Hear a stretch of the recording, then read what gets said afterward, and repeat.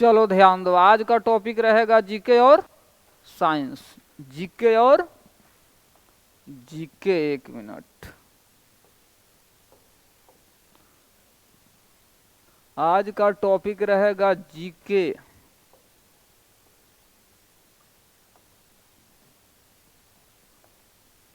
GK और GK GS, ठीक है। जीके जीएस, चलो जीके जीएस में चलो बताओ,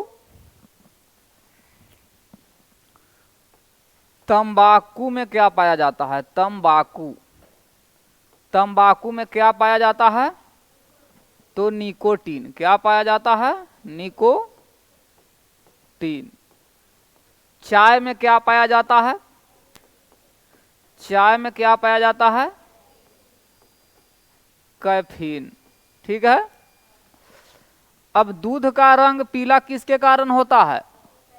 दूध का रंग पीला, दूध, दूध का रंग पीला, दूध का रंग पीला किसके कारण होता है? तो कैरोटीन के कारण, ठीक है। कैरोटीन के कारण। उजला, दूध का रंग क्या रहेगा? उजला, उजला किसके कारण होगा? केसीन के कारण क्या होता है? उजला, केसीन के कारण होता है उजला, और कैरोटीन के कारण पीला। चलो, तंबाकू हो गया, दूध हो गया, उजला दूध, तंबाकू होता, तंबाकू में निकोटीन पाया जाता है, चाय में कैफीन, दूध के पीला दूध में पाया जाता है कैरोटीन, उजला दूध में पाया जाता है केसीन। अगर मान लिया जाए कि आम में क्या पाया जाता है? आम में, आम में कौन सा विटामिन? तो विटामिन, विटामिन ए पाया जाता है। अच्छा, गाजर में कौन सा विटामिन? गाजर में कौन सा विटामिन? Vitamin A. पपीता में कौन सा विटामिन पाया जाता है? पपीता में विटामिन, विटामिन ए पाया जाता है, ठीक है। अच्छा, इसके बाद रहेगा, पपीता में विटामिन ए पाया जाता है, और रहेगा इसके बाद नींबू। नींबू में कौन सा विटामिन पाया जाता है? नींबू में विटामिन, विटामिन सी पाया जाता है। नींबू में विटामिन सी पाया जाता है, ठीक है। चलो इसको नोट करना है कि इतना नोट कर लिया है। चलो इसके बाद देखो, नींबू में विटामिन सी पाया जाता है। सूर्य के प्रकाश में कौन सा विटामिन पाया जाता है? सूर्य के प्रकाश, सूर्य के प्रकाश में कौन सा विटामिन पाया जाता है? तो विटामिन डी। अगर मछली के यकृत तेल, मछली के यकृत तेल में कौन सा विटामिन पाया जाता है? तो विटामिन डी पाया जाएगा, ठीक है। अच्छा, बाल पकता है तो किस विटामिन के कारण? B3, विटामिन बाल का पकना, बाल, बाल सफेद होना, सफेद होना किस विटामिन के कमी के कारण? तो विटामिन B3, ठीक है, विटामिन B3। अब चलो, इतना तो हो गया, नोट भी करना है कि बढ़ें? यदि अगर नोट करना है तो नोट कर लो।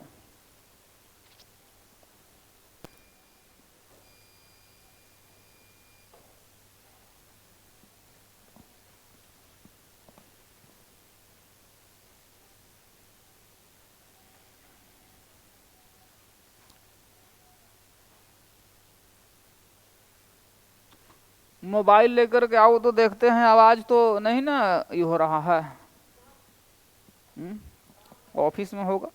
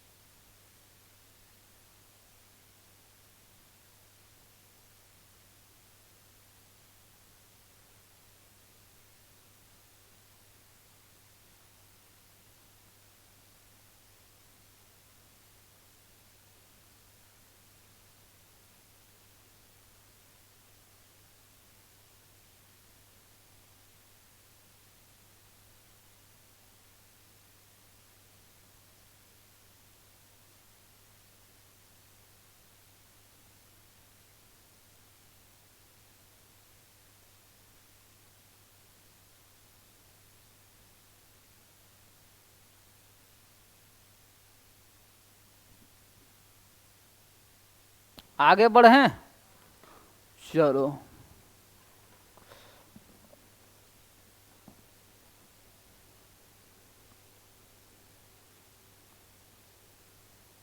अब चलते हैं, देखो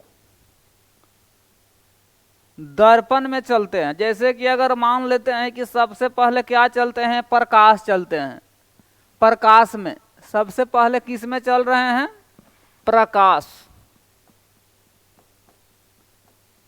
तो प्रकाश हम किसे कहते हैं, प्रकाश उसे कहते हैं कि वह चिकनी और चमकीली सतह जिससे नियमित रूप से प्रकाश को क्या करे, माने कि जिस वस्तु पर टकराए वह चिकनी और चमकीली सतह। मान लेते हैं कि जो नियमित प्रकाश का तो परिभाषा होता है कि प्रकाश वह भौतिक कारण है जिसके उपस्थिति में हमें किसी वस्तु को देखने की अनुभूति मिलती है, उसे हम क्या कहते हैं, प्रकाश कहते हैं। प्रकाश का जो परिभाषा होगा इस प्रकार से होगा, प्रकाश जिसको हम अंग्रेजी में कहते हैं लाइट। तो प्रकाश वह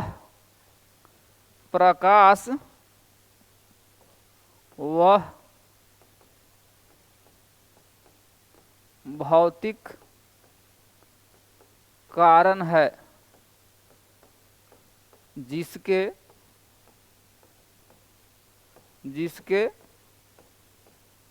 अनुपस्थिति में हमें किसी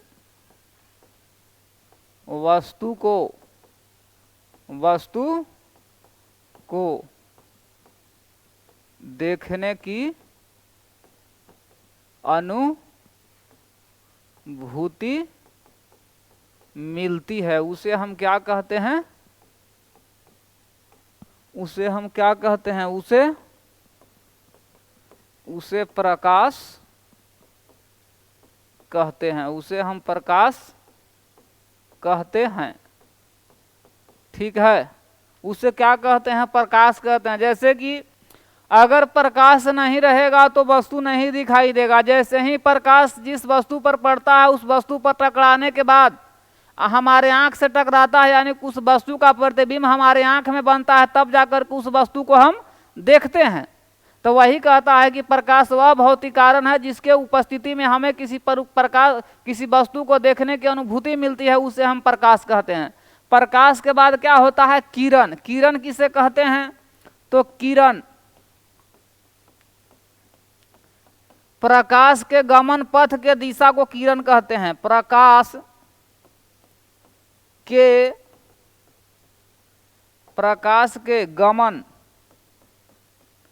गमन पथ के दिशा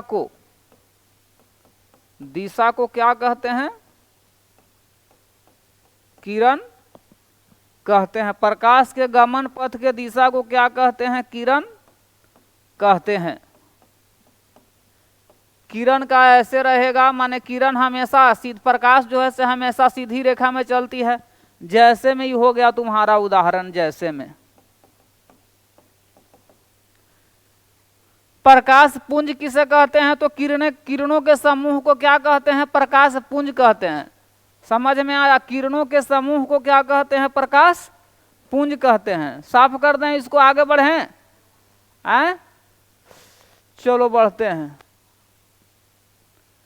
अब देखो प्रकाश पुंज किसे कहते हैं, जैसे प्रकाश पुंज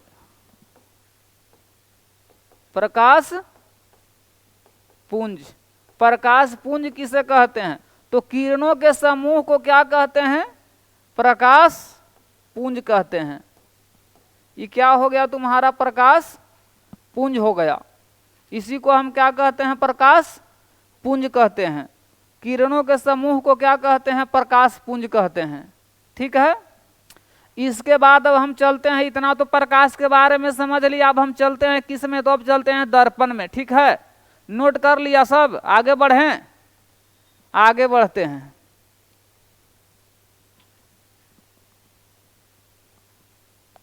इसके बाद हम चलते हैं किसमें तो दर्पण। किसमें? दर्पण में। देखो दर्पण, दर्पण कितने प्रकार का होता है? तो दर्पण होता है 3 प्रकार के। तो कौन कौन दर्पण रहेगा? ये हो जाएगा समतल दर्पण, समतल दर्पण, ये हो जाएगा गोलीय दर्पण, गोलीय दर्पण, एक हो जाएगा परवलयिक, परवलयिक दर्पण। ठीक है। अब देखो समतल दर्पण किसे कहते हैं इतना तो समझ लिया। अब सबसे पहले चलते हैं समतल दर्पण किसे कहते हैं। समतल दर्पण किसे कहते हैं? समतल दर्पण वह चिकनी और चमकीली सतह जिसे प्रकाश नियमित रूप से परावर्तित हो उसे हम क्या कहते हैं? समतल दर्पण कहते हैं। जैसे मेरा कहने का मतलब है कि दर्पण का अगर कोई भी एक भाग को मान लेते हैं कि इसको मैंने रंग दिया, नीचे वाला भाग को तो रंग दिया, तो वह क्या ऊपर वाला भाग को, चिकना भाग शीशा था मान लो, तो शीशा को नीचे वाला भाग को हम रंग दिए, तो नीचे एक भाग को रंग दिए तो दूसरा का भाग खाली है, तो समझो कि क्या हो गया? दर्पण बन गया। अगर मान लेते हैं कि कोई किरण यदि अगर यहाँ से ऐसे करके आता है, वो आने के बाद यहाँ से इसे टकराने के बाद लौट जाता है, तो आने वाला किरण को क्या कहते हैं? आपतित किरण कहते हैं, आपतित किरण। आ जाने वाला किरण यहाँ से लौट रहा है तो इसको कहते हैं परावर्तित, परावर्तित किरण। इसको क्या कहते हैं? परावर्तित किरण कहते हैं। यहाँ जो एंगल बनता है से आई से डिनोट करते हैं, इसको हम आर से डिनोट करते हैं। बीच का जो यहाँ जो बीच में जो यहाँ हम अभिलंब डाल देते हैं, इसको हम क्या कहते हैं? अभिलंब। इसको क्या कहते हैं? तो अभिलंब कहते हैं, अभिलंब। बीच में जो रहता है उसको हम अभिलंब कहते हैं। यानी कि यहाँ हो जाता है कोण आई बराबर कोण आर। देखो दर्पण में जैसे दर्पण का जो होता है कि वह चिकनी और चमकीली सतह जो प्रकाश को नियमित रूप से परावर्तित करे। नियमित रूप कहने का मतलब है कि जितना डिग्री पर यहाँ एंगल बना रहा रिटर्न भी करेगा तो उतना ही डिग्री के एंगल बना करके रिटर्न करेगा। अब बीच में क्या एक अभिलंब हम डालते हैं, इसको हम बीचे बीचे जो माने यहाँ रहेगा उसको हम अभिलंब कहेंगे। समझ में आया? इसको नोट करना है तो इसको भी नोट कर लो।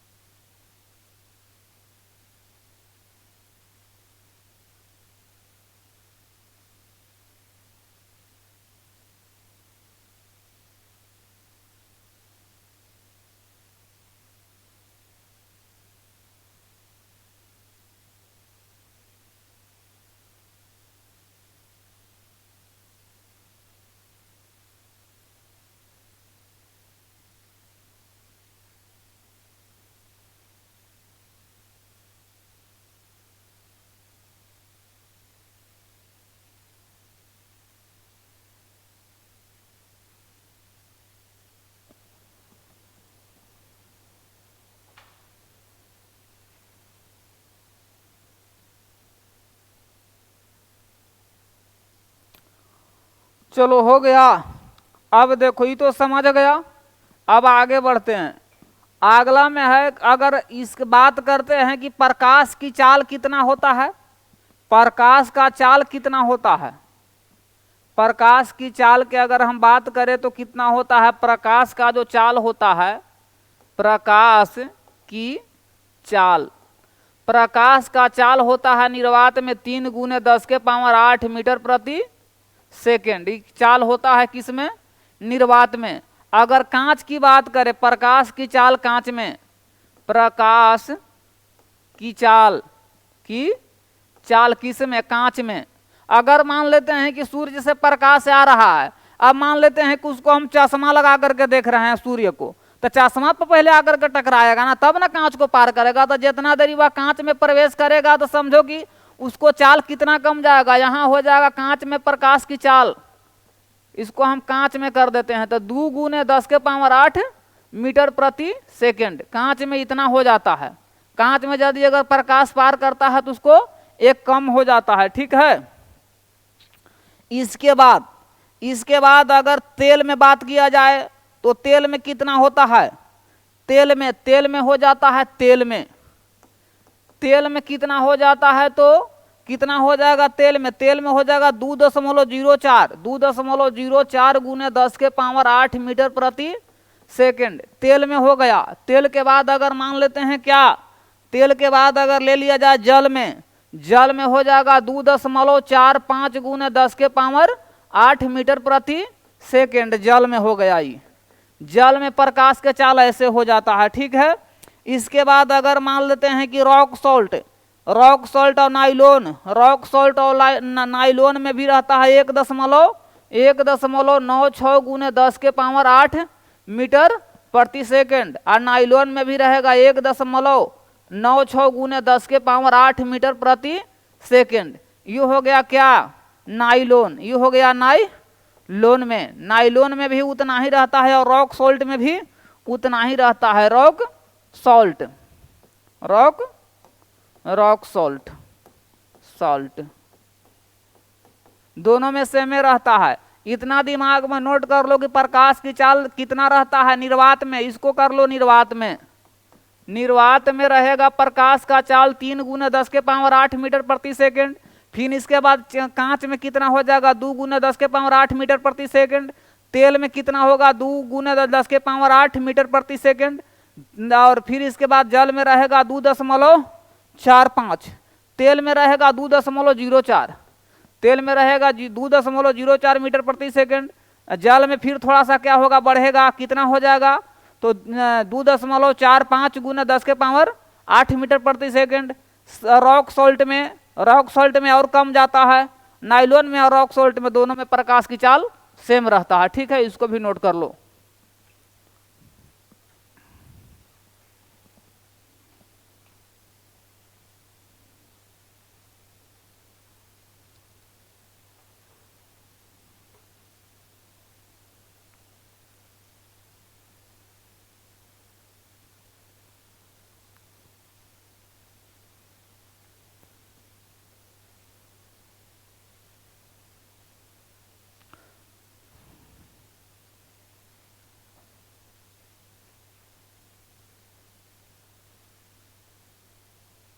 चलो नोट कर लिया, आगे बढ़े, चलो आगे बढ़े, चलो आगे बढ़ते हैं, आगे बढ़ लेते हैं।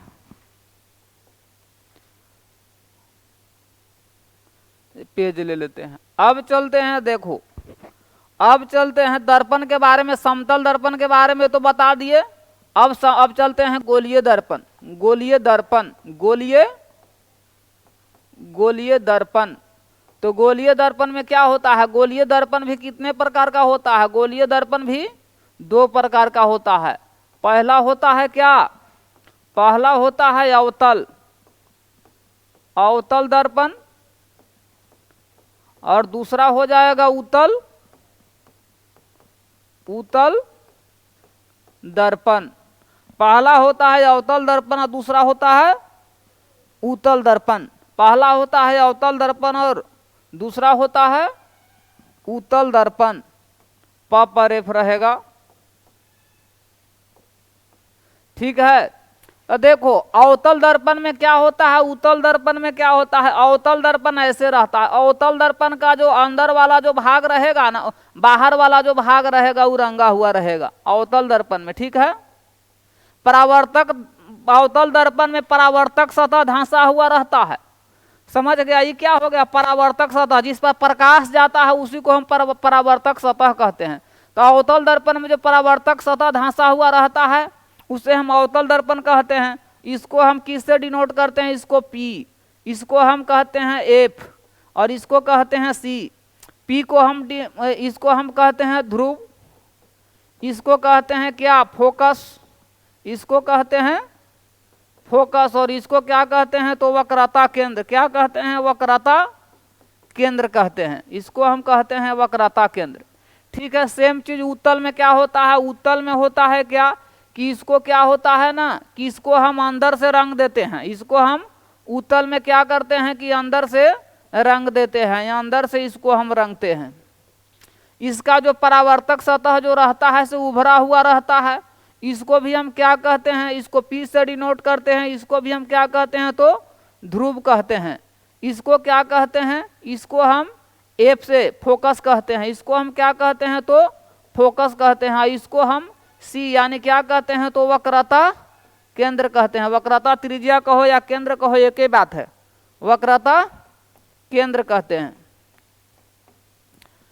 ठीक है, इसमें क्या होता है, यहां से यहां तक का जो दूरी जो रहता है उसको हम किससे डिनोट करते हैं तो F से, और यहां से यहां तक का जो दूरी होता है से बड़ी R से, और ये जो होता है R बराबर क्या होता है, R बराबर 2F होता है। तो इसीलिए क्या F बराबर R/2 भी हम कहते हैं। दोनों दर्पण में सेम होता है। इसमें भी यहाँ से यहाँ तक क्या होगा, यहाँ से यहाँ तक क्या होगा F होगा, और यहाँ से यहाँ तक कैपिटल R होता है। तो यानी कि R बराबर क्या होता है 2F होता है, तो इसीलिए F बराबर क्या हो जाएगा R/2 होता है। ठीक है, इसको भी क्या करो नोट कर लो।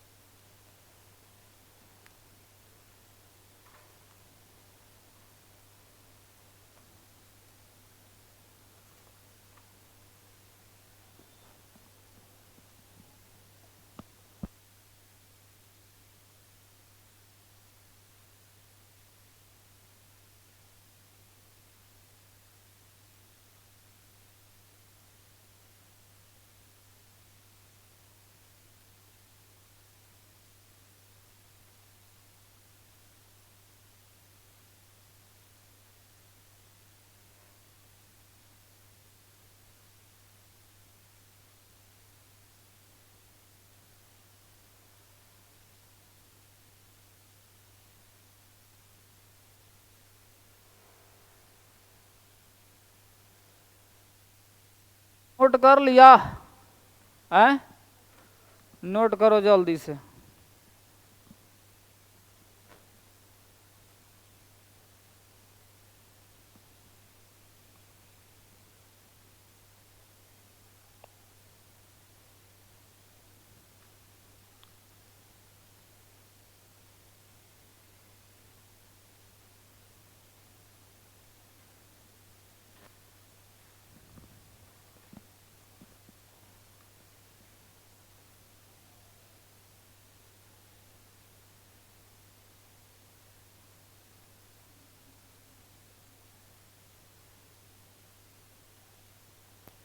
चलो बढ़े आगे आए।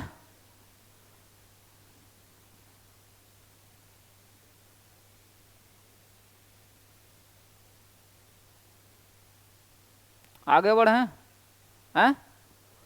चलो अब ध्यान देना। अब जैसे कि देखो, अब हम चलते हैं कि सबसे पहले हम चलते हैं किस में, अवतल दर्पण में चलते हैं कि अवतल दर्पण में प्रतिबिंब हम कहाँ पर रखेंगे तो कैसा प्रतिबिंब बनेगा। सबसे पहले हम किस में चल रहे हैं, अवतल दर्पण में। किस में चलेंगे, अवतल दर्पण, अवतल दर्पण, अवतल दर्पण।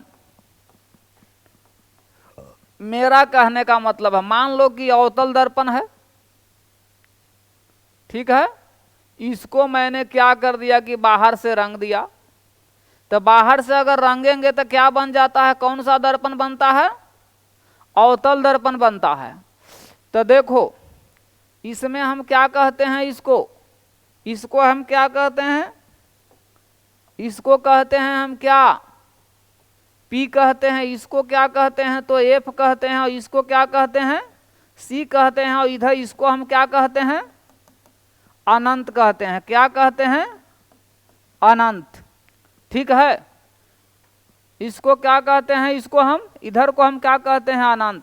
इसको अगर दर्पण है तो इसको M और इसको M' कर दो। ठीक है, अगर इसमें स्थिति कैसे कैसे बनेगा, अगर मान लेते हैं कि वस्तु को यदि अगर हम अनंत पर रख रहे हैं, यहाँ पर वस्तु को मैंने रखा, यहाँ पर वस्तु को रखा, तो यहाँ से यदि अगर प्रकाश यदि अगर ये ऐसे जा रहा है तो कहाँ टकराएगा? दर्पण से टकराएगा, दर्पण से नहीं टकराएगा। इसको हम कहते हैं प्रधान अक्ष। पूरा को हम इसको हम क्या कहते हैं? इसको हम कहते हैं प्रधान अक्ष कहते हैं, प्रधान अक्ष कहते हैं। जब अगर प्रधान अक्ष के समानांतर यदि अगर कोई किरण जाएगा तो टकराएगा, तो क्या टकराने के बाद वह रिटर्न होगा तो क्या मुख्य फोकस से होकर के रिटर्न करती है? किससे होकर के रिटर्न करती है?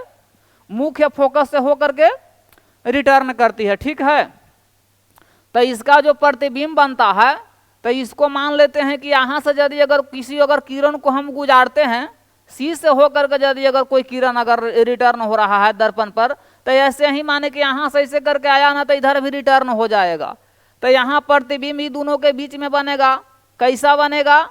तो प्रतिबिंब कैसा बन रहा है? वस्तु है अनंत पर रख रहे हैं तब प्रतिबिंब कहाँ बन रहा है? यदि अगर अवतल दर्पण में वस्तु को अनंत पर रख रहे हैं तब प्रतिबिंब कहाँ बनता है?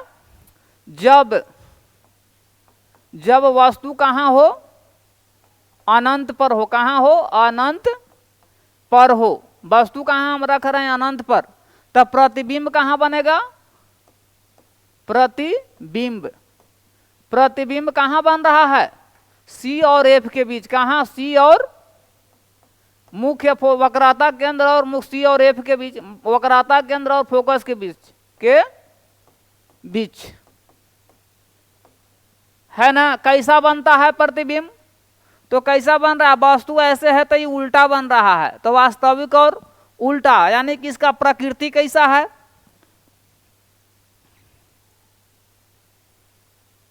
वस्तु का आकार कैसा है? इसका यानी कि बिंब छोटा बन रहा है। कैसा आकार कैसा है? तो आकार छोटा आकार का बन रहा है, वस्तु से छोटा। आकार कैसा बनेगा? तो वस्तु से बहुत छोटा, वस्तु से बहुत छोटा बनता है। क्या बनता है? बहुत छोटा बनता है। प्रकृति कैसा है? तो वास्तविक और उल्टा। वस्तु का प्रकृति कैसा है? प्रकृति। तो प्रकृति कहा जाए तो कैसा है? वास्तविक उल्टा, वास्तविक और उल्टा, वास्तविक और उल्टा।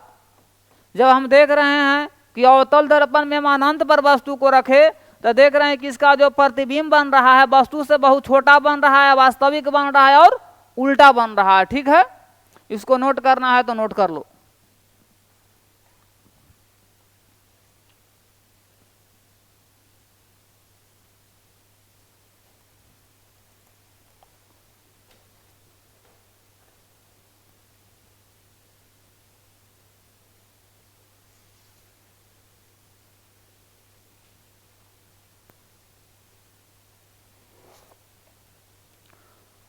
चलो इसको नोट कर लिया।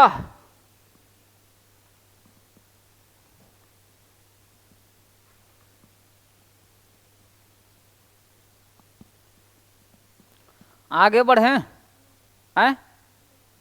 बढ़ें आगे।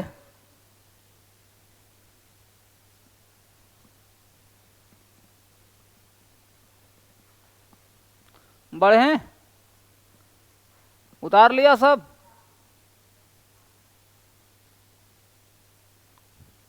वहां आकर के बैठ जाओ, तुमको देख रहे हैं प्रॉब्लम हो रहा, जाओ।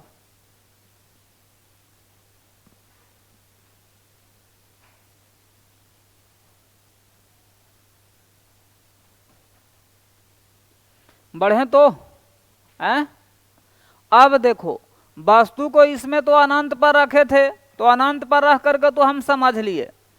एक बात को ध्यान देना पड़ता है, एक बात को हम और समझा देना चाहते हैं, समझो पहले। जैसे अगर मान लेते हैं कि इस चीज को ध्यान देना पड़ेगा तुमको, कि अगर मान लो कि हम तो चल रहे हैं अवतल दर्पण में, तो यदि अगर मान लो कि अवतल दर्पण है, ठीक है, ये क्या है? अवतल दर्पण है, अवतल दर्पण ही ना है।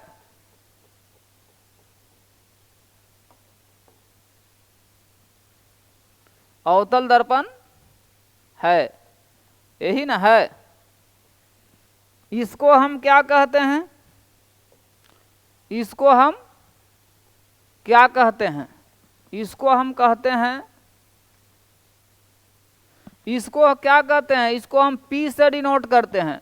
इसको क्या कहते हैं? तो इसको हम F कहते हैं और इसको हम C कहते हैं। ठीक है, यही है ना। अगर ध्यान देना कि यदि अगर मान लेते हैं कि कोई प्रधान अक्ष, इसको टोटल के कहते हैं प्रधान अक्ष है, इसको यदि अगर C से यदि अगर जितना भी इधर दूरी यदि अगर है तो इसको हम क्या कहते हैं? अनंत कहते हैं। ठीक है, तो मेरा कहने का मतलब है कि यदि अगर कोई अगर प्रकाश अगर मान लेते हैं कि प्रधान अक्ष के समानांतर आ रहा है, प्रधान अक्ष के समानांतर आ जाएगा तो टकराएगा दर्पण से, तो किससे लौटेगा? F से होकर के लौटेगा। ठीक है, अगर मान लेते हैं कि किससे होकर के जाएगा? किससे होकर के जाएगा? अगर मान लेते हैं कि कोई दर्पण अगर मान लेते हैं कि फोकस से होकर के जा रहा है, कोई प्रकाश क्या फोकस से होकर के जाएगा, तो फोकस से होकर के जाएगा, दर्पण में यदि अगर टकराएगा तो टकराने के बाद प्रधान अक्ष के समानांतर होकर के लौट जाएगा। नहीं समझ में आया? अरे समझ में आ रहा है? न एक बार फिर से समझाते हैं। जैसे कि मान लो कि यहां से यदि अगर कोई प्रकाश आया तो जो प्रकाश जो जा रहा है से क्या है? किसके पैरेलल है? किसके समानांतर है? प्रधान अक्ष के समानांतर है। तो प्रधान अक्ष के अगर समानांतर अगर कोई प्रकाश अगर जा करके दर्पण से टकराता है तो टकराने के बाद किससे होकर के गुजरेगा? तो F से, मुख्य फोकस से होकर के गुजरेगा। ठीक है, अगर मान लेते हैं कि कोई किरण F से होकर के गुजरता है, किधर से आ रहा है? वो F से होकर के गुजरते हुए कहाँ? दर्पण में आकर के टकराया, और जब टकराने के बाद कैसे लौटेगा?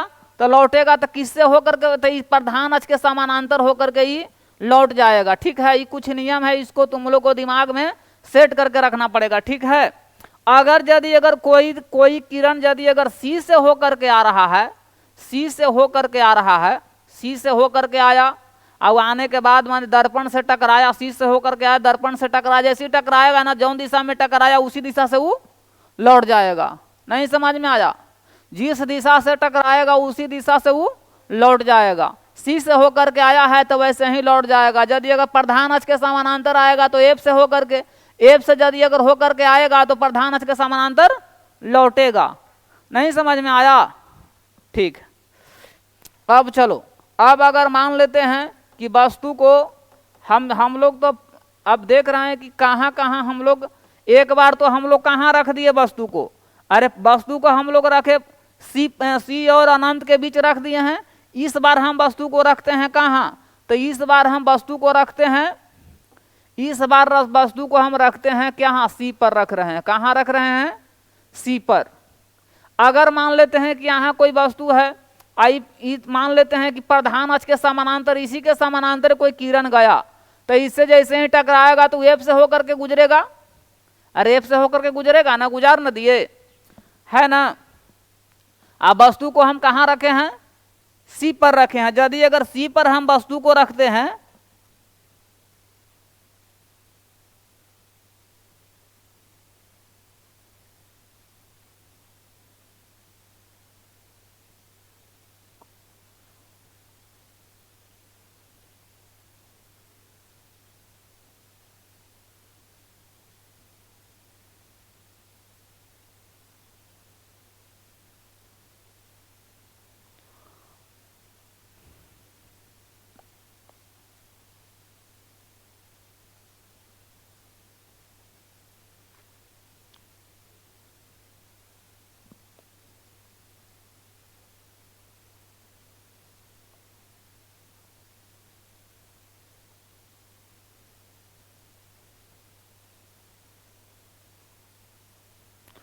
यदि अगर वस्तु को यदि अगर हम C पर रखेंगे ना, तो C पर रखेंगे तो जैसे कि C पर हम रखेंगे तो इसको प्रतिबिंब जो बनेगा से उतना ही बड़ा बनेगा। अगर मान लेते हैं कि यहाँ से कोई किरण जैसे कि हम F से गुजारेंगे ना, ऐसे F से गुजारेंगे यहाँ से, तो ये कहाँ से टकराएगा? टकराएगा तो ये दर्पण से होकर के। तो इसका मतलब है कि यदि अगर कोई वस्तु को यदि अगर हम C पर रखेंगे तो उसका प्रतिबिंब क्या होगा? C पर ही बनेगा। कैसा बनेगा? तो वास्तविक और उल्टा बनेगा। ठीक है, वास्तविक और वक्रता केंद्र पर उसका प्रतिबिंब वक्रता केंद्र पर बनेगा, समान आकार का बनेगा और वास्तविक और उल्टा बनेगा। यानी कि जितना बड़ा यहाँ प्रतिबिंब बनेगा ऊपर है, जितना वस्तु रहेगा बड़ा उतना ही प्रतिबिंब नीचे बनेगा। ठीक है, कैसा बनेगा तो वस्तु के बराबर में बने। प्रतिबिंब कैसा बनेगा तो वास्तविक और उल्टा, वास्तविक और कैसा बनेगा तो उल्टा बनेगा। और कैसा बनेगा तो वस्तु के आकार के बनेगा, वस्तु के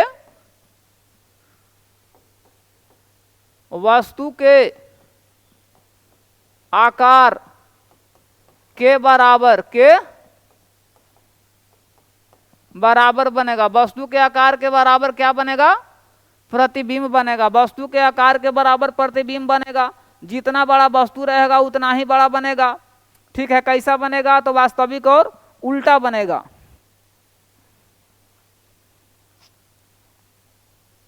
अब वस्तु कहाँ बनेगा तो सी पर बनेगा। प्रतिबिंब कहाँ बनेगा तो प्रतिबिंब कहाँ बनेगा, प्रतिबिंब सी पर, यानी वक्रता केंद्र पर सी पर। प्रतिबिंब कहाँ बनेगा तो सी पर बनेगा। इसको भी नोट करना है तो नोट कर लो।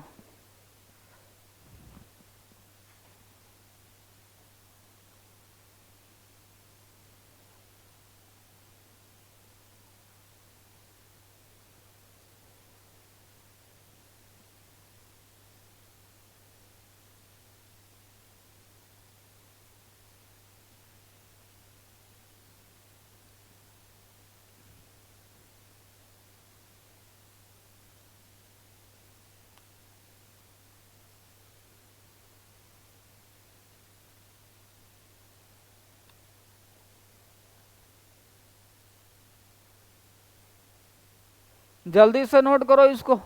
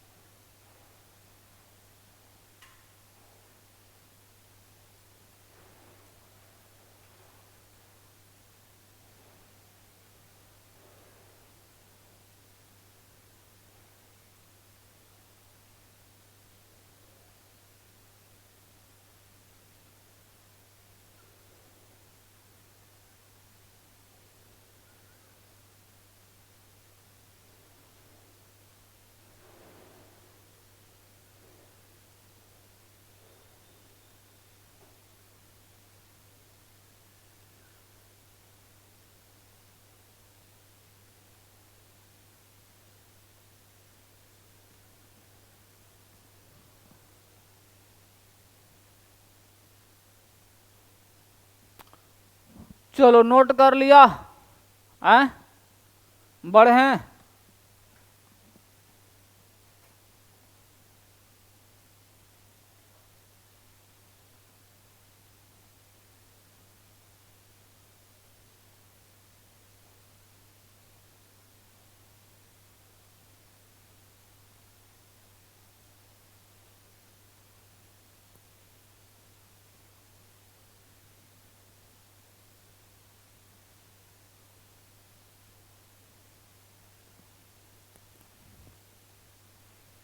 हो गया, बढ़ते हैं।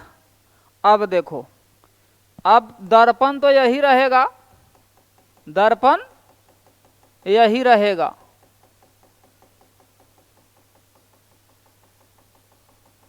दर्पण यही रहेगा। अब वस्तु को हम कहाँ रख रहे हैं, अब वस्तु को हम रख रहे हैं कहाँ, दानांत पर रखे, सी पर, अनंत और सी के बीच में रखे। अनंत और वस्तु को हम सबसे पहले अनंत पर रखे थे, अनंत और सी के बीच न रखे थे। अगर मान लेते हैं कि वस्तु को हम रखते हैं इस बार किस पर, इस पर हम रख रहे हैं वस्तु को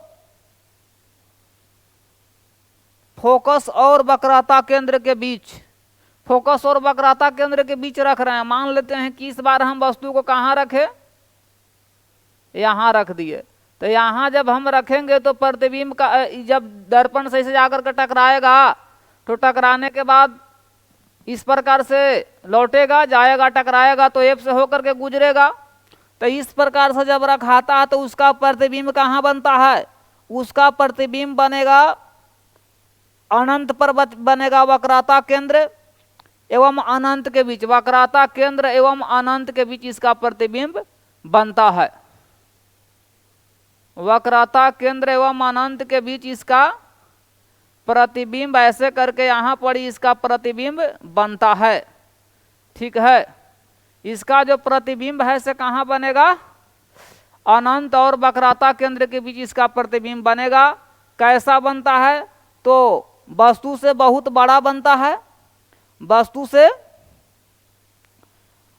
से बहुत बड़ा बनता है और उल्टा बनेगा, वास्तविक और उल्टा, वास्तविक और उल्टा, वस्तु से बड़ा बनेगा, अनंत और केंद्र के बीच में बनेगा।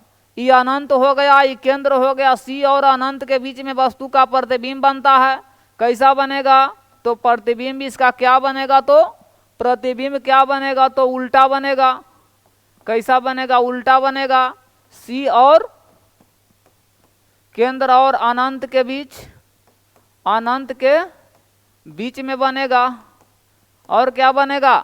तो उल्टा बनेगा, है ना।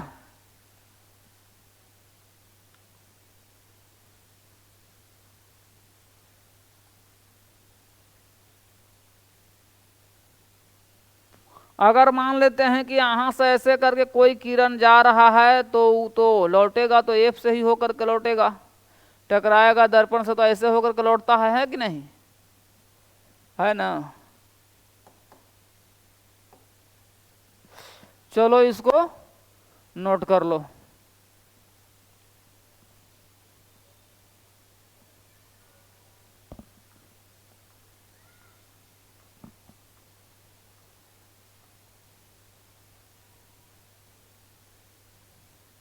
नोट करो इसको।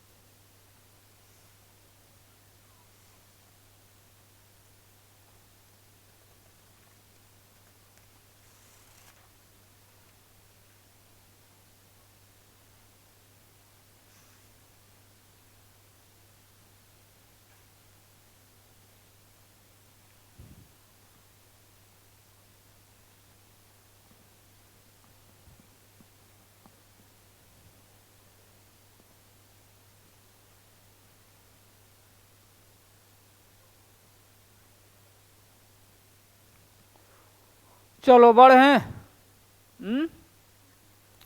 चलो अब वस्तु को कहाँ रखें? जैसे कि देखो सी पर रख, वस्तु को अब रखेंगे कहाँ? तो एफ पर रखेंगे। एफ पर यदि अगर वस्तु को रखेंगे तो कहाँ बनेगा? उसका प्रतिबिंब बनेगा अनंत पर, उसका प्रतिबिंब बनेगा अनंत पर। अब चलते हैं, अब बोलो अब क्या पढ़ना है। फिजिक्स में भी दर्पण के बारे में बता दिए, अब क्या पढ़ेगा।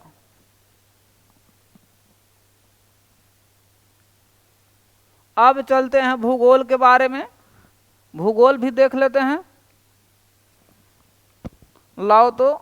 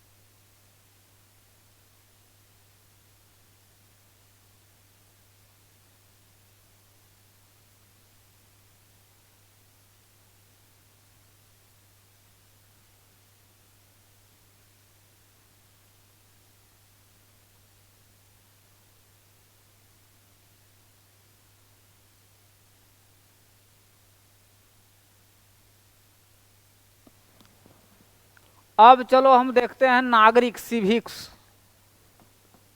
नागरिक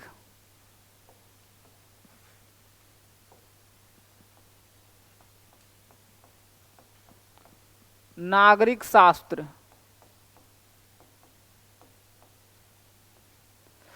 देखो नागरिक शास्त्र में सबसे पहले नागरिक जीवन की सबसे महत्वपूर्ण इकाई किसे माना जाता है। कहने का मतलब है कि पहला जो है से नागरिक जीवन का, नागरिक जीवन का महत्वपूर्ण इकाई किसे माना जाता है, तो किसे माना जाता है, परिवार को। किसे माना जाता है, तो परिवार को माना जाता है। दूसरा नंबर में है कि मिलजुल कर काम करने को क्या कहते हैं। अगर कोई आदमी मिलजुल कर अगर काम कर रहा है, मिलजुल कर कोई अगर काम कर रहा है तो उसको क्या कहते हैं, सहकारिता। उसको कहते हैं सहकारिता। उसको क्या कहते हैं, सहकारिता। जो आदमी मिलजुल कर काम करता है उसको क्या कहते हैं, सहकारिता कहते हैं। तीसरा नंबर में रहेगा कि प्रशासन की सबसे छोटी इकाई कौन सी है। अरे प्रशासन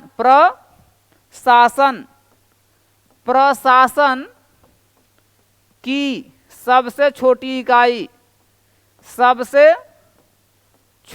इकाई क्या है, छोटी इकाई क्या है। तो प्रशासन की सबसे छोटी इकाई क्या है, ग्राम पंचायत।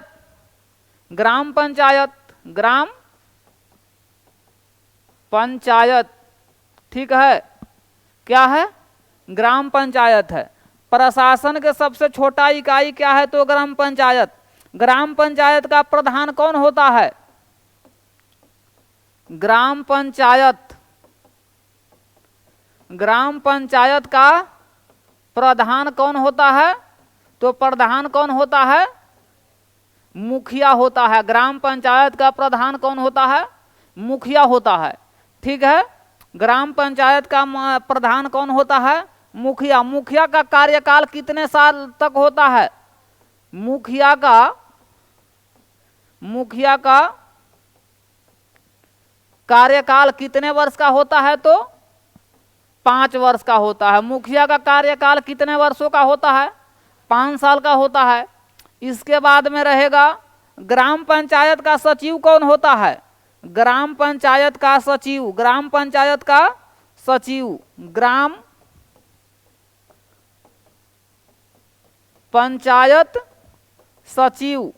ग्राम पंचायत सचिव को क्या कहते हैं, तो ग्राम पंचायत सचिव को क्या कहते हैं, पंचायत सेवक कहते हैं। क्या कहते हैं, पंचायत पंचायत सेवक, क्या कहते हैं? पंचायत सेवक कहते हैं। ग्राम पंचायत के सचिव को हम क्या कहते हैं? तो ग्राम सेवक कहते हैं। ठीक है, इतना पहले नोट कर लो।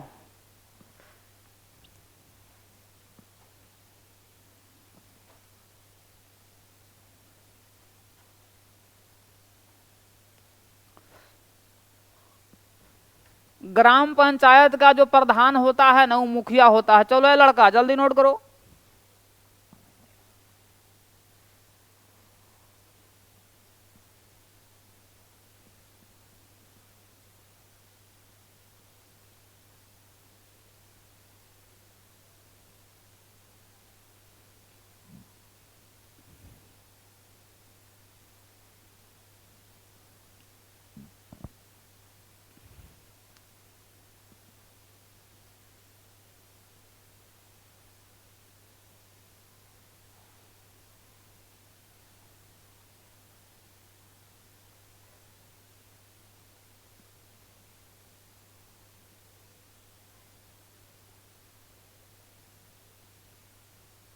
नोट कर लिया सब? हो गया?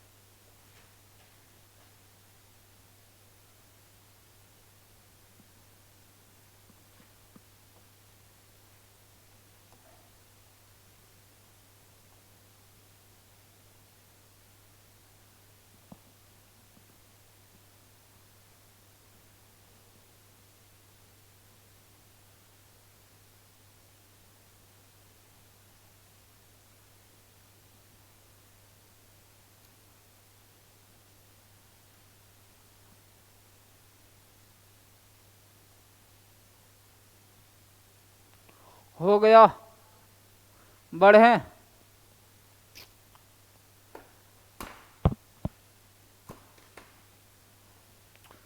चलो आगे बढ़ें। इसके बाद है ग्राम पंचायत के सचिव। ग्राम पंचायत के सचिव को क्या कहते हैं? तो ग्राम सेवक कहते हैं। ग्राम पंचायत में सरकारी पदाधिकारी कौन होता है? ग्राम पंचायत में सरकारी पदाधिकारी कौन होता है? तो पंचायत सेवक होता है।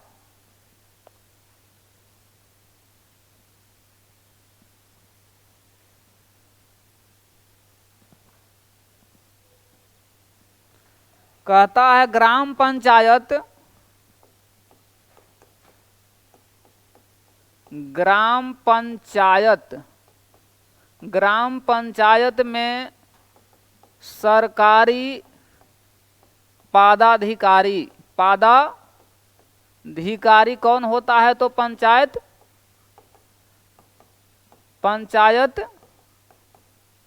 सेवक होता है। ठीक है? ठीक है। अगर मान लेते हैं पंचायत से, ग्राम पंचायत का चुनाव करने वाली सभा को क्या कहते हैं? ग्राम पंचायत के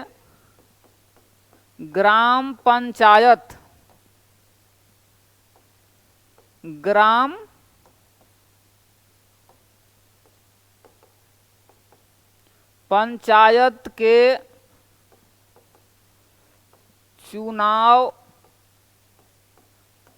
करने वाली सभा को क्या कहते हैं? क्या कहते हैं? ग्राम सभा। क्या कहते हैं? तो ग्राम सभा कहते हैं। ठीक है? ग्राम सभा कहते हैं। पंचायत समिति का प्रधान कौन होता है? पंचायत समिति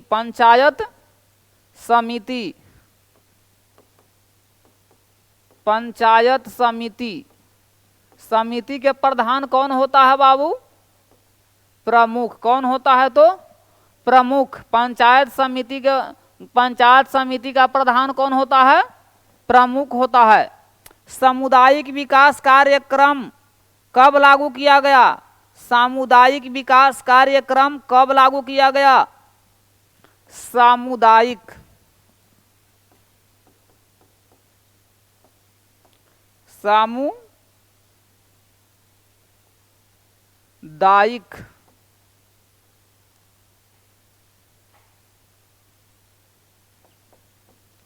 सामुदायिक विकास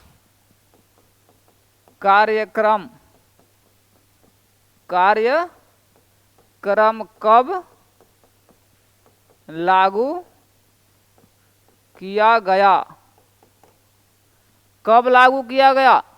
सामुदायिक विकास कार्यक्रम कब लागू किया गया? तो 2 अक्टूबर 1552। इसका आंसर होगा 2 अक्टूबर 1552 को। ठीक है, 2 अक्टूबर 1552 को। कब? 2 अक्टूबर 1552 को लागू किया गया। कई ग्राम पंचायत को मिलकर क्या बनता है? प्रखंड कैसे बनता है? प्रखंड कई गो ग्राम पंचायत मिलेगा ना, कई पंचायत मिलकर के एक प्रखंड का निर्माण होता है। ठीक है, पहले इतना नोट कर लो, इतना पहले नोट करो।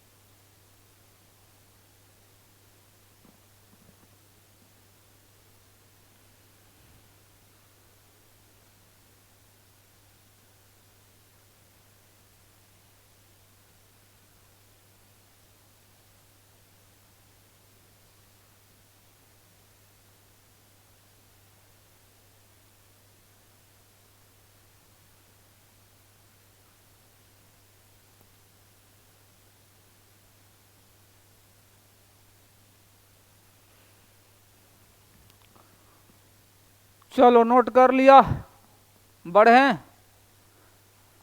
क्या है? जैसे कह रहा है कि प्रखंड के निर्माण कैसे होता है, तो प्रखंड के निर्माण कैसे होता है? कई गो पंचायत मिलकर के प्रखंड का निर्माण होता है। प्रखंड के ग्राम पंचायत, प्रखंड कैसे बनता है? देखो, मेरा कहने का मतलब है कि सबसे पहले परिवार का निर्माण कैसे होता है? परिवार का निर्माण ऐसे होता है, परिवार माने कि कई गो अगर आदमियों का समूह हो जाता न है, आदमी का समूह जब होता है, आदमी का समूह जब बन जाता है तो क्या बनता है? वो परिवार। परिवार बन जाएगा। अब परिवार जब बन गया तो परिवार बनेगा तो कई गो परिवार मिल जाएगा तो क्या बनेगा? परिवार बन जाएगा ना। परिवार बन गया। परिवार से क्या बनता है? परिवार से क्या बनेगा? घर बनेगा। एक परिवार में एक घर, परिवार से क्या बनेगा? घर बनेगा। आ कई गो अगर घर बना, घर से क्या बनेगा? घर का समूह यदि अगर होगा, परिवार का समूह से क्या बनेगा? परिवार के समूह से, परिवार के समूह परिवार के समूह से क्या बनेगा? घर बनेगा। घर का समूह से घर बनेगा और घर का समूह से क्या बनेगा? तो गांव बनेगा। आ गांव का समूह, गांव कई गो अगर गांव मिल जाएगा तो क्या बनेगा? पंचायत बनेगा। क्या बनेगा? पंचायत। क्या बनेगा? पंचायत।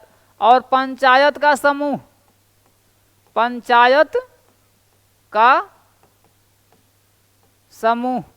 पंचायत का समूह किसको निर्माण करेगा? तो प्रखंड का निर्माण करेगा। अगर मान लेते हैं कि प्रखंड का समूह क्या बनाएगा, प्रखंड का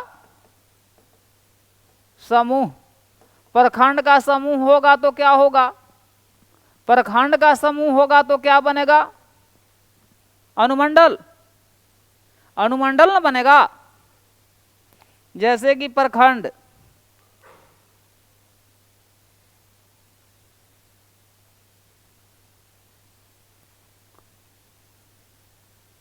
क्या बनेगा, अनुमंडल बनेगा। क्या बनेगा, अनुमंडल बनेगा। ठीक है।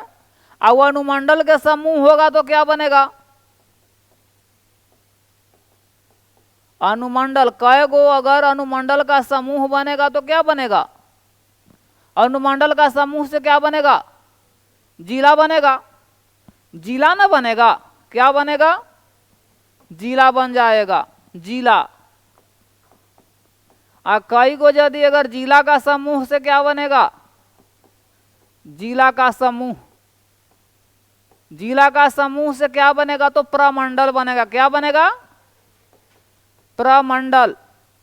जैसे कि मगध प्रमंडल है, अगर प्रमंडल का समूह होगा, प्रमंडल का अगर समूह होगा, समूह, प्रमंडल के समूह से क्या बनेगा,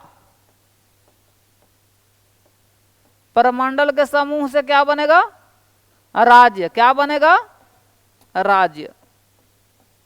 ठीक है। कई को यदि अगर माने राज्य का समूह होगा तो क्या बनेगा, राज्य का समूह किसको निर्माण करेगा तो देश का निर्माण करेगा। और कई देश का समूह किसका निर्माण करेगा, देश का समूह किसको निर्माण करेगा तो महादेश। क्या, महादेश। और कई गो महादेश अगर मिल जाएगा तो, कई गो अगर महादेश मिल जाएगा तो महादेश का समूह से क्या निर्माण होगा तो विश्व। क्या हो जाएगा, विश्व का निर्माण हो जाएगा, पूरा दुनिया का निर्माण हो जाएगा। ठीक है। इसको नोट करना है तो नोट कर लो। ठीक है, इसको भी नोट कर लो।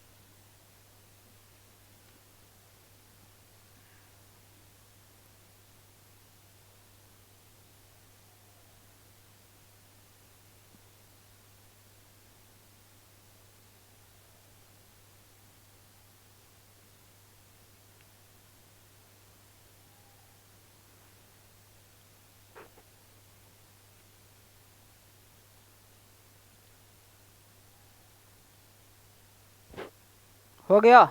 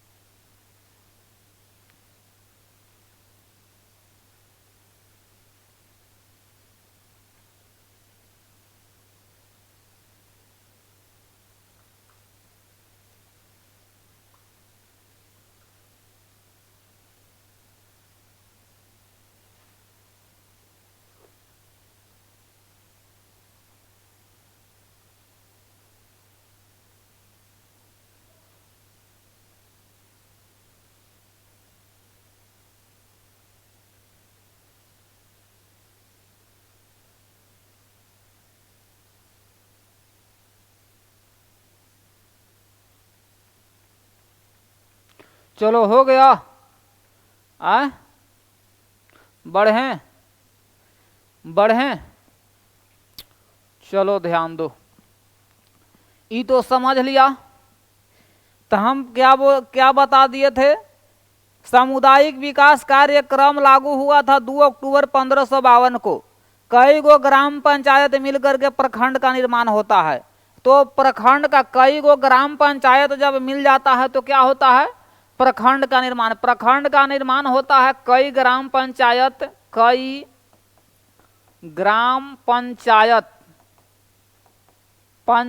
मिलता है। कई ग्राम पंचायत को मिलने से क्या होता है, क्या बनता है, प्रखंड। ठीक है। तो प्रखंड का क्या होता है, प्रखंड का, इसमें प्रखंड का मालिक कौन होता है, तब प्रखंड का मालिक होता है बीडीओ, विकास, क्या होता है उसका जो मालिक होता है, क्या होता है, प्रखंड विकास पदाधिकारी, उसको शॉर्ट में क्या कहते हैं, बीडीओ। इसका जो मालिक होता है क्या, प्रखंड विकास पदाधिकारी। प्रखंड विकास पदाधिकारी, इसको हम अंग्रेजी में कहते हैं क्या, बीडीओ, शॉर्ट में प्रखंड विकास पदाधिकारी।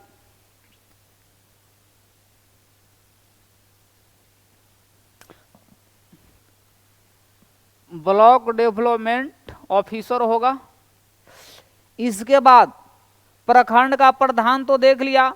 पंचायत के चुनाव करने हेतु निर्णय किसके द्वारा लिया जाता है, पंचायत में यदि अगर मान लेते हैं कि चुनाव कराना है तो उसका निर्णय कौन लेता है, राज्य सरकार। कौन लेगा, बिहार में चुनाव करना है पंचायत का तो इसका निर्णय कौन लेगा, बिहार सरकार। जो बिहार सरकार, किसी का भी जिसका सरकार होगा वो अपना क्या लेगा, निर्णय लेगा। यानी पंचायत चुनाव, पंचायत चुनाव कौन करता है, पंचायत का चुनाव कौन करता है, तो राज्य सरकार कौन करेगा, पंचायत का चुनाव कौन करेगा, तो राज्य का सरकार। ठीक है, राज्य के सरकार करेगा। ठीक है। इसके बाद पंचायत चुनाव के बाद कौन, पंचायती राज संस्थाएं अपने निधि के लिए किस पर निर्भर करती है, पंचायती राज संस्थाएं पंचायती राज संस्थाएं पंचायती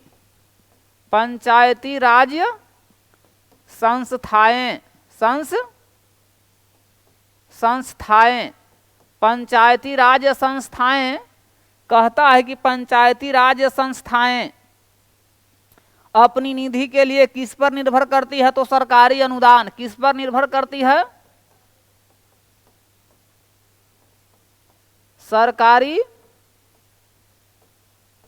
अनुदान पर। किस पर निर्भर करती है, तो सरकारी अनुदान पर निर्भर करती है। किस पर निर्भर करती है, सरकारी अनुदान पर निर्भर करती है। राज्य न्यायपालिका का सबसे छोटा न्यायालय कौन होता है, राज्य न्यायपालिका का सबसे छोटा न्यायालय। मान लेते हैं कि बिहार है, तो मान लेते हैं कि गांव में यदि अगर कोई मैटर हुआ तो उसको नियम है कि डायरेक्ट थाना में नहीं चल जाएगा, उसमें ग्राम कचहरी बना हुआ, वहां जाकर के केस करो। तो वहां से यदि अगर नहीं फरी आएगा तो फिर थाना में जाओ, थाना से फिर जाएगा कोर्ट में, सिविल कोर्ट में, इसके बाद फिर माने लोअर कोर्ट बनता है, फिर इसके बाद हाई कोर्ट है, तब फिर जाएगा सुप्रीम कोर्ट। ऐसे आदमी थाना भी डायरेक्ट चल जाता है। लेकिन यहाँ क्या कह रहा है, कहता है कि राज्यपालिका का सबसे छोटा न्यायालय क्या है, राज्यपालिका का, राज्य न्यायपालिका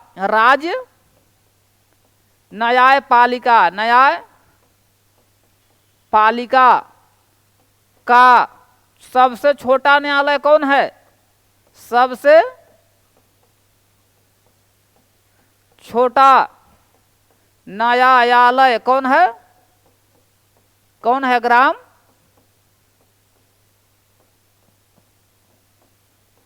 कौन है, तो ग्राम कचहरी है। कौन है, ग्राम कचहरी। हर एक पंचायत में एक ग्राम कचहरी होता है, वहां केस उसको मुखिया देखता है, मुखिया से जब नहीं अगर होने लायक होगा तब जाकर के उसको आगे बढ़ाएगा। बिहार के किस शहर में सर्वप्रथम नगर निगम की स्थापना की गई? बिहार में कौन सा ऐसा शहर था जिसमें सबसे पहले नगर निगम का स्थापना किया गया? तो ये था पटना। बिहार में कौन सा शहर था जो नगर निगम का स्थापना सबसे पहले किया गया? प्रथम नगर निगम निगम का स्थापना कहाँ हुआ? तो पटना शहर में। कहाँ? पटना शहर में हुआ है ना। पटना नगर निगम की स्थापना कब की गई? पटना नगर निगम की स्थापना कब की गई? तो ये कब किया गया? था 15 अगस्त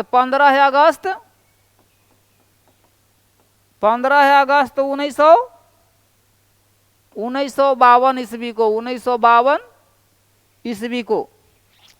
नगर निगम का अध्यक्ष कौन होता है? नगर निगम का अध्यक्ष कौन होता है? नगर निगम का अध्यक्ष कौन होता है? तो ये होता है मेयर। नगर निगम के अध्यक्ष कौन होता है? तो मेयर। इसको नोट करना है तो नोट कर लो।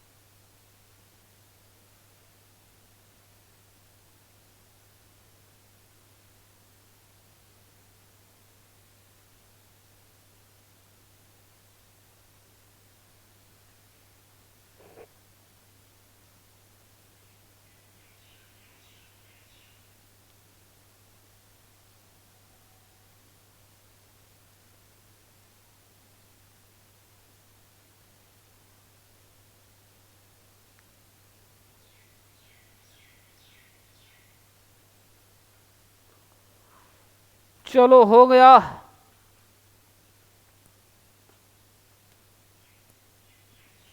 बड़े हैं